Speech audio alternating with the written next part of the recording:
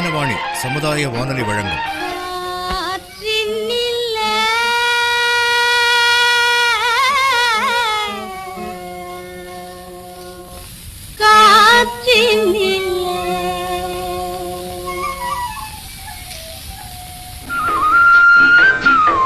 காற்றில் மிதந்து வரும் கணிதம்.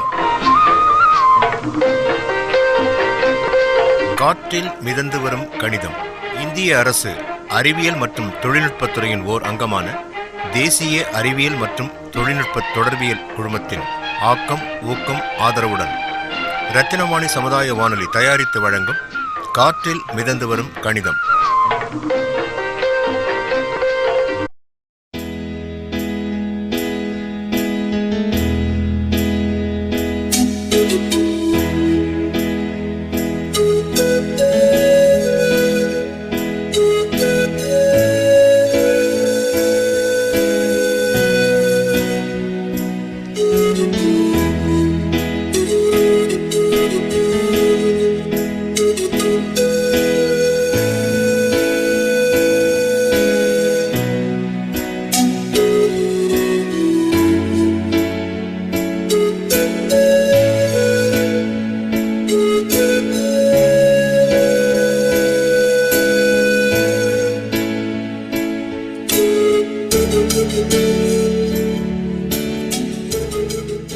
வணக்கண்ணா, நீங்கள் உங்கள் பேர் சொல்லுங்கள். அருண்குமார். அருண்குமார், ரைட்டுங்களா?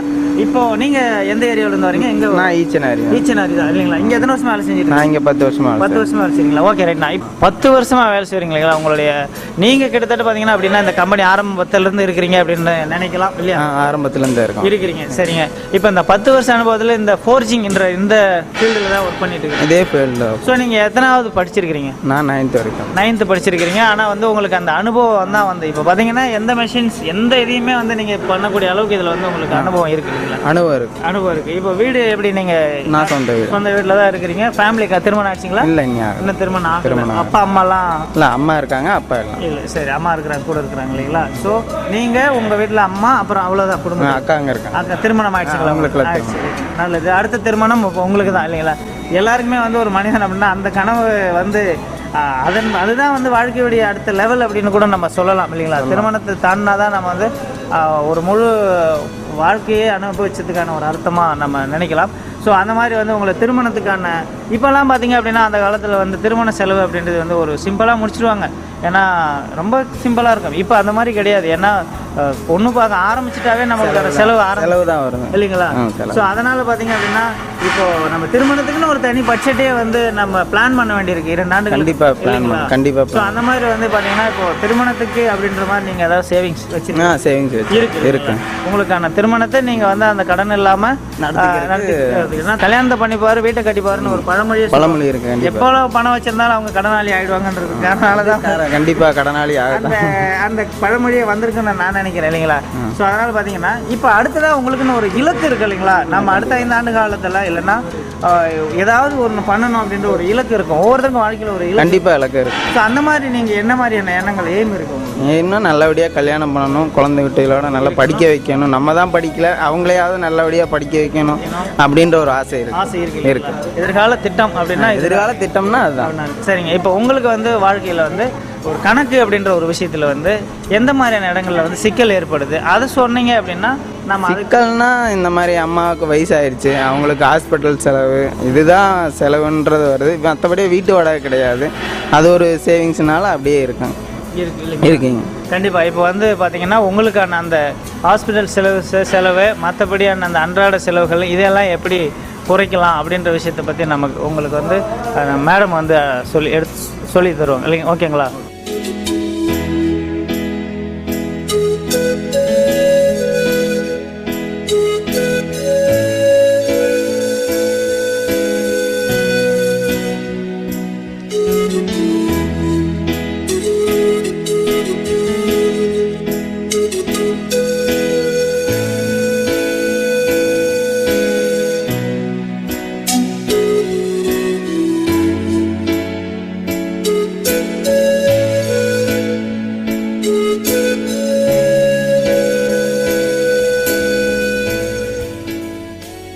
வணக்கம் நேயர்களே, நம்ம இன்னைக்கு ஜெயம் இண்டஸ்ட்ரீஸில் வேலை செய்கிற அருண்குமார் அண்ணா பேசுகிறது நீங்கள் கேட்டிருப்பீங்க. அவரோட மாதாந்திர சம்பளம் பார்த்தீங்கன்னா 15,000 ரூபாய். ஸோ இந்த காற்றில் மிதந்து வரும் கணிதம் பகுதியில் அவருக்கான ஃபேமிலி பட்ஜெட் நம்ம போட்டு கொடுத்தோம். ஸோ இதுவரைக்கும் நான் மருத்துவத்துக்காக நான் நிறையா செலவு செய்கிறேன். அது போக என்னோட சேவிங் ரொம்பவே கம்மியாக இருக்குது. ஸோ இதனால் நான் ரொம்பவே குழப்பத்தில் இருக்கேன் அப்படின்னு ஒரு சந்தேகம் கேட்டார். அவருக்கு ஒரு ஃபேமிலி பட்ஜெட் நம்ம போட்டு கொடுத்தோம். அதாவது பார்த்தீங்கன்னா ஒரு 15,000 சம்பளத்தில் அவங்க அம்மாக்கான மருத்துவ செலவு பார்த்தீங்கன்னா 4,000 ரூபாய்ன்னு சொன்னார். ஸோ மருத்துவ செலவு நம்மளால் குறைக்கவே முடியாது. அது போக பார்த்தீங்கன்னா வெஹிக்கிளோட டியூ கட்டணம், அதாவது வண்டிக்கான மாதாந்திர தவணை கட்டணம் மட்டும் பார்த்தீங்கன்னா மாதம் 2,500 ரூபா கட்டிட்டு இருக்காரு. ஸோ அது சீக்கிரமே முடிஞ்சிடும்னு சொன்னார். ஸோ அந்த மணி அப்படியே சேவ் ஆகும். அதில் ஒரு 2,500 ரூபா அவருக்கு மிச்சமாகும். அது போக பார்த்தீங்கன்னா அவருக்கான வீட்டு செலவுகள் ஒரு 6,000 ரூபாய் வருதுன்னு சொன்னார். அதை அவங்க குறைக்கலாம். ஏன்னா அவருக்கு இன்னும் திருமணம் ஆகலை, வீட்டில் மொத்தம் 3 பேர் தான் இருக்கும். அப்படிங்கும்போது அந்த 6,000 ரூபாய் அவங்க கண்டிப்பாக கட் பண்ணலாம். அவருக்கு இன்னும் திருமணம் ஆகலைன்னு சொன்னார். ஸோ 6,000 ரூபாய் அவர் வீட்டு செலவுக்காக, மளிகை சாமான்களுக்காக மட்டும் 6,000 ரூபாய் செலவு கம்மின்னா ரொம்ப குறைக்க முடியாது. ஒரு 1,000 ரூபாய் கம்மி பண்ணால் கூட ஒரு 5,000 ரூபாய் அவருக்கு மிச்சமாகும். அது போக பார்த்தீங்கன்னா அவரோட சேவிங்ஸ் என்ன பண்ணலாம், இதெல்லாம் மிச்சம் பண்ணால் வெஹிக்கிளில் பார்த்தீங்கன்னா ஒரு 2,500 ரூபா மிச்சமாகும்.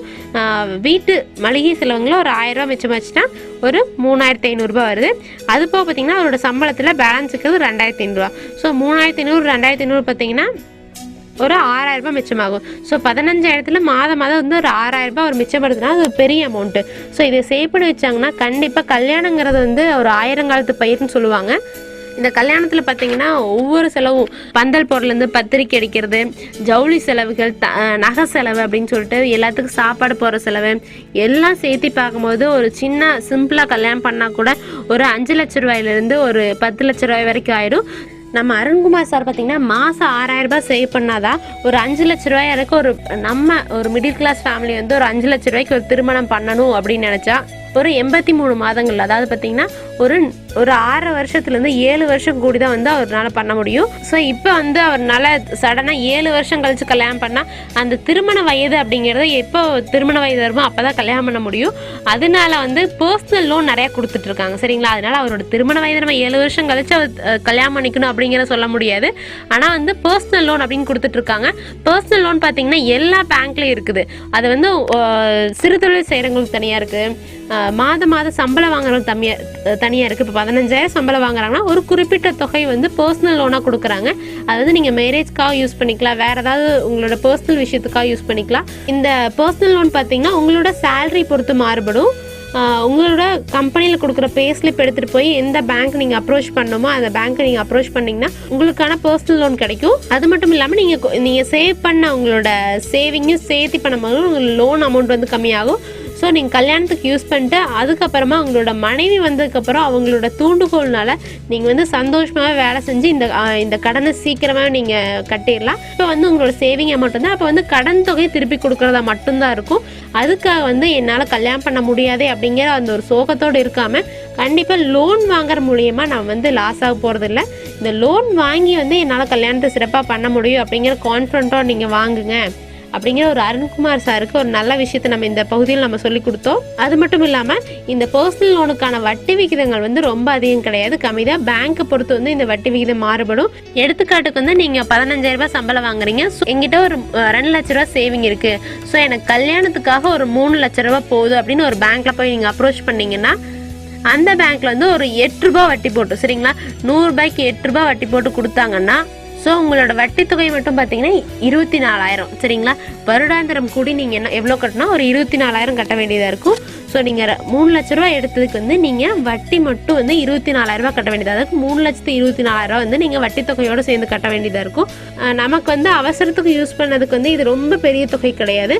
ஸோ உங்களால் இதை கட்ட முடியும் அப்படிங்கிற ஒரு கான்ஃபிடென்ட்டோட நீங்கள் லோன் வாங்கலாம். ஸோ இந்த 3,24,000 நீங்கள் மாதம் கொஞ்சம் கொஞ்சமாக உங்களோட அசல் தொகை அது கூட வட்டி தொகை சேர்ந்து நீங்கள் கட்டிட்டு வரலாம். ஸோ இந்த 24,000 நான் என்ன சொல்கிறேன்னா உங்களோட அசல் தொகை குறைய உங்களோட வட்டி விகிதம் கம்மியாக தான் வரும். ஸோ நான் தோராயமாக 3,24,000 நான் சொன்னேன். ஸோ ஃபுல் அமௌண்ட் 3,24,000 வராது. ஸோ அதை விட கண்டிப்பாக கம்மியாக தான் வரும். ஸோ இன்னைக்கு இந்த காற்றில் மிதந்து வரும் கணிதம் பகுதியில் அருண்குமார் அண்ணாக்கு திருமணத்துக்கான செலவு தொகை எப்படி கால்குலேட் பண்ணும், என்னென்ன செலவுகள் வரும், வீட்டு செலவுகள் என்னென்ன, அதுக்கான பட்ஜெட் என்ன, அது எப்படி சேவ் பண்ணும் அப்படின்னு சொல்லி கொடுத்தோம். அது மட்டும் இல்லாமல் பர்சனல் லோன் பற்றி நம்ம சொன்னோம். ஸோ அது வந்து அவரோட திருமண செலவுக்கு யூஸ்ஃபுல்லாக இருக்கும் நான் நம்புகிறேன். இந்த பகுதி வந்து அருண்குமார் அண்ணாக்கு மட்டும் இல்லை, இதை கேட்குற எல்லா நேயர்களுக்கும் கல்யாணம் பண்ணணும், அது வந்து பெரிய அமௌண்ட்டாக இருக்குது, அந்த கல்யாணம் நம்மளால் பண்ண முடியுமா, இந்த அளவுக்கு பிரம்மாண்டமாக பண்ண முடியுமா அப்படின்னு யோசிச்சுட்டு இருக்கிற நிறைய நேயர்களுக்கு இது கண்டிப்பாக யூஸ்ஃபுல்லாக இருக்குன்னு நம்புகிறேன். நன்றி, வணக்கம்.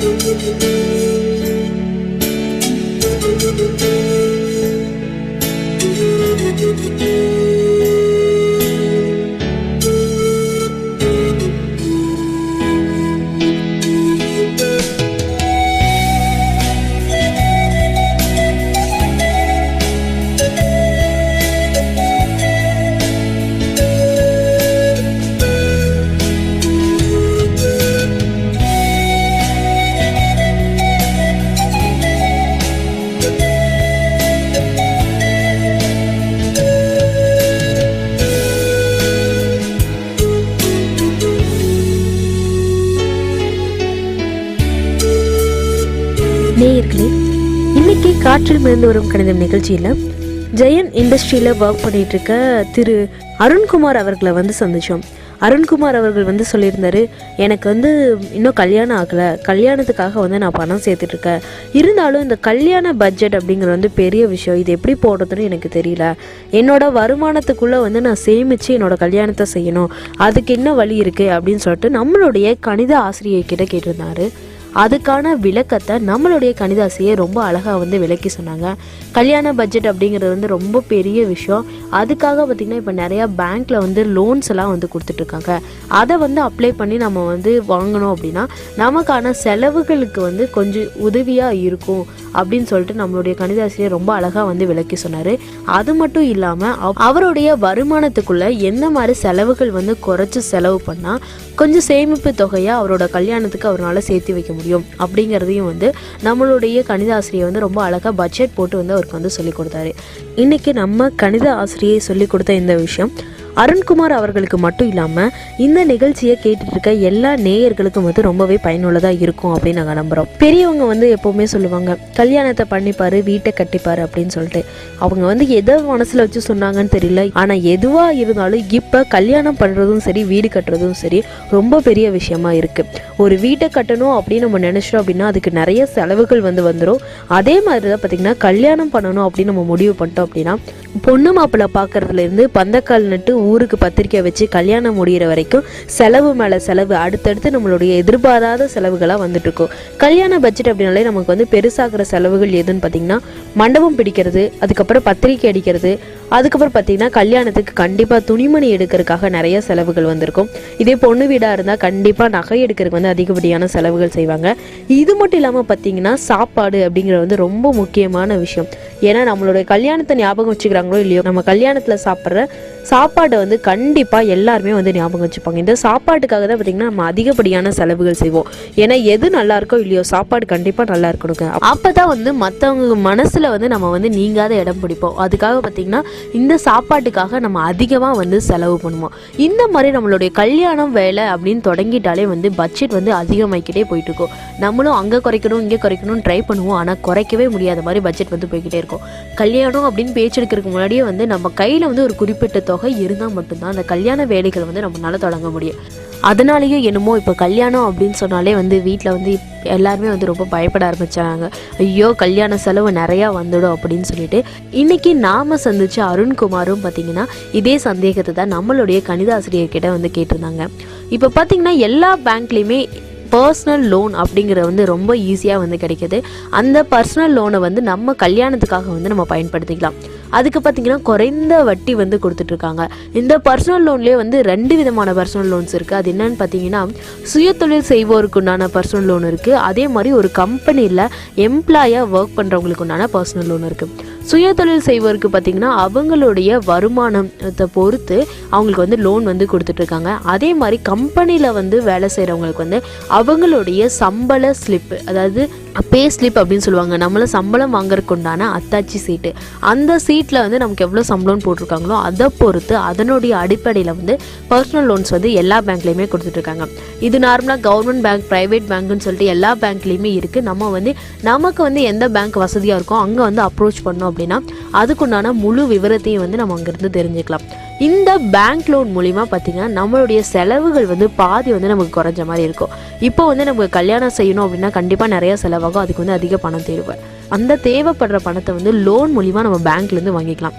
வாங்கினதுக்கப்புறம் பார்த்திங்கன்னா எவ்ரி மந்த் இன்ஸ்டால்மெண்ட்டாக வந்து அதை நம்ம பே பண்ணுவோம். இந்த லோனுக்கு பார்த்திங்கன்னா பேங்க்கோட வட்டி வந்து கம்மியாக இருக்கும். இதை வந்து நம்ம ஒரேடியாக வந்து நம்மளால் செலுத்த முடியாது அப்படிங்கிறதுக்காக மாதம் கொஞ்சம் கொஞ்சமாக நம்ம வந்து திருப்பி செலுத்திட்டு வருவோம்.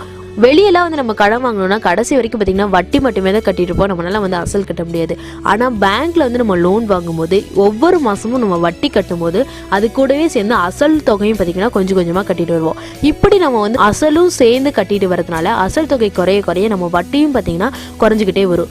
அதே மாதிரி பார்த்திங்கன்னா நமக்கு கட்டுறதுக்கு உண்டான கஷ்டமும் இருக்காது. ரொம்ப சீக்கிரமாக வந்து விளையாட்டு போல் கட்டிட்டேன் அப்படின்னு சொல்லிட்டு எல்லாரும் சொல்லுவாங்க. அந்த மாதிரி ரொம்ப சீக்கிரமாக வந்து நம்மளால் வந்து கட்டி முடிச்சிட முடியும். பேங்க்கில் நம்ம வாங்குற லோனுக்கு உண்டான வட்டி விகிதங்கள் பார்த்திங்கன்னா ரொம்பவே கம்மி. அது மட்டும் இல்லாமல் அது பேங்க்கை பொறுத்து மாறுபடும் அப்படின்னு சொல்லிட்டு நம்மளுடைய கணிதாசிரியர் வந்து சொல்லியிருந்தாங்க. நம்ம கணிதாசிரியர் பார்த்திங்கன்னா உதாரணத்துக்காக வந்து ஒரு பேங்க்கில் வந்து நம்ம பர்சனல் லோன் வாங்கும்போது 8% வட்டி வந்து போடுறதா வந்து உதாரணத்துக்கு சொல்லியிருந்தாங்க. அது மட்டும் இல்லாமல் அந்த 8% வட்டி பார்த்திங்கன்னா 3 லட்சம் ரூபாய் தொகைக்காக வந்து அவர் சொல்லியிருந்தாங்க. அந்த 3 லட்ச ரூபாய் தொகைக்கு வந்து 8% வட்டி போட்டு நம்ம வாங்கணும் அப்படின்னா அதை வந்து நம்ம எவ்வளோ மாதம் திருப்பி செலுத்தணும், அதை வந்து எந்த மாதிரி திருப்பி செலுத்தணும் அப்படிங்கிற விஷயத்தையும் வந்து நம்மளுடைய கணிதாசிரியை வந்து ரொம்ப தெளிவாக வந்து விளக்கி சொல்லியிருந்தாங்க. கண்டிப்பாக இந்த தகவல் வந்து அருண்குமார் சாருக்கு மட்டும் இல்லாமல் இந்த நிகழ்ச்சியை கேட்டுட்டு இருக்க எல்லா நேயர்களுக்குமே வந்து பயனுள்ளதாக இருக்கும்.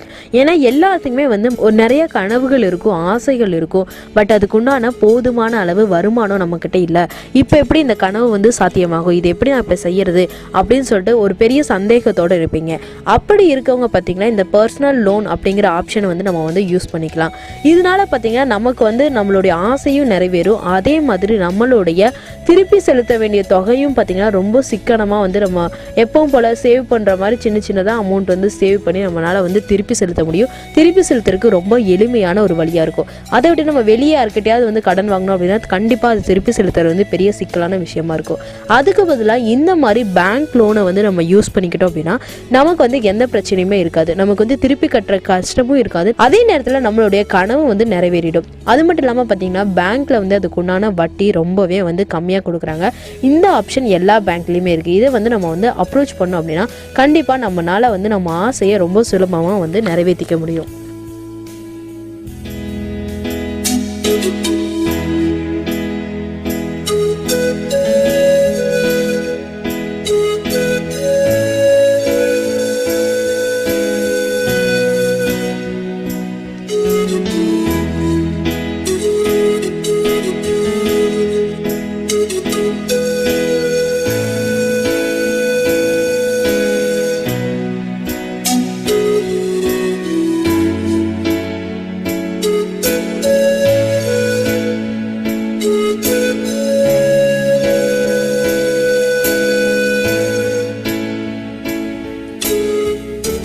இன்னைக்கு காற்றில் மிதந்து வரும் கணிதம் நிகழ்ச்சியில நம்மளுடைய கணித ஆசிரியர் கல்யாண பட்ஜெட்டு வந்து எப்படி போடுறது, நம்ம எவ்வளோ சிக்கனமாக இருந்தோம்னா நம்மளுடைய சேமிப்பு தொகையை வந்து அதிகப்படுத்தலாம், அது மட்டும் இல்லாமல் பேங்க்கில் வந்து பர்சனல் லோன்னால நமக்கு என்னென்ன யூசஸ் எல்லாம் இருக்குது, அதை நாம் எப்படி அப்ரோச் பண்ணுறது, இதனால நமக்கு என்னென்ன சலுகைகள் வந்து பேங்க் வந்து நமக்கு செஞ்சு கொடுக்குறாங்க, இது நமக்கு எவ்வளவு உதவிகரமாக இருக்குது அப்படிங்கிற விஷயம் எல்லாத்தையுமே வந்து ரொம்ப விளக்கமாக நமக்காக நம்மளுடைய கணிதாசிரியர் வந்து சொல்லியிருந்தாங்க.